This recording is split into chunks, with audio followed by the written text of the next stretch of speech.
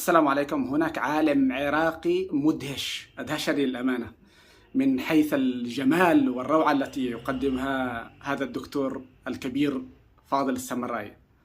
هذا الدكتور الذي بلغ الآن عمره أكثر من 90 عاما قدم قبل سنوات عديدة حلقات متعددة، وهي عبارة عن لمسات بيانية ولغوية وجمالية يتحدث حول القرآن الكريم واللمسات البيانية فيه.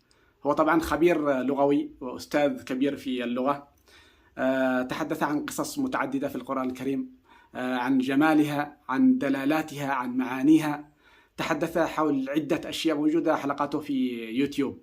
لديه أيضا كتب مهمة ورائعة، من بينها نداء الروح هذا الكتاب الذي وضح فيه كيفية الإيمان بالله، وكيف يتخلص من الشكوك المرتبطة بالجانب الأخروي والجانب الإيمان بالله.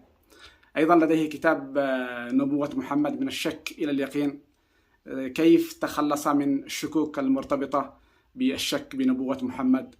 الراجل هذا رائع رائع رائع، إنسان بسيط ونبيه ولطيف وذكي. أيضا لما تسمع لتفسيراته فيها حاجة جميلة ورائعة، تفيدك في مجال القرآن الكريم، تفيدك في اللغة، تفيدك في التوسع والتبحر الفكري الديني القيمي الاجتماعي. حاجة غير عادية. حاولوا تتابعوا هذا الدكتور الفاضل الذي بلغ الآن عمره تقريبا 93 عاما. نتمنى له عمرا مديدا، وتحياتي لكم.